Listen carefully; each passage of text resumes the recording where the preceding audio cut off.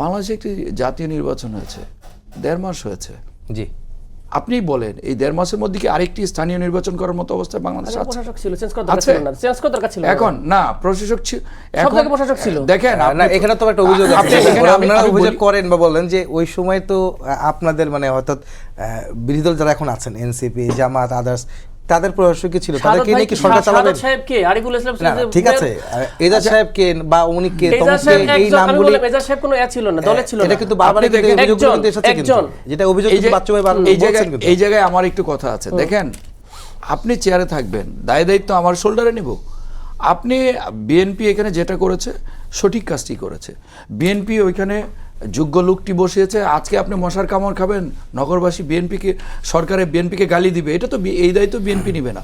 BNP একজন right ম্যানকে ওখানে বসিয়েছে, যাকে দিয়ে এই যে নগরবাসীর সেবা করা যাবে, নগরবাসীর কাজ করা যাবে, মশক নিধন করা যাবে, অন্যান্য যেরকম একটা নগরে অনেক স্বাভাবিক কার্য, লাখ লাখ এখানে ঢাকা নগরে কয় কোটি লোক বাস করে। আপনি দেখেন তাদের তো সেবাদানের বিষয় আছে, অনেক সেবার বিষয় আছে।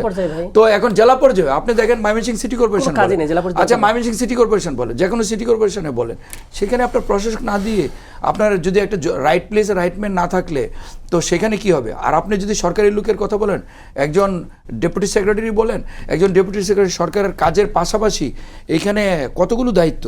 আপনি দেখেন যাদেরকে প্রশাসক নিয়োগ দিয়েছে দিন রাত ওনারা কাজ করতেছেন। আপনি ময়মনসিংহ সিটি কর্পোরেশনে বলেন, রুকনুজ্জামান সরকারকে নিয়োগ দিয়েছে।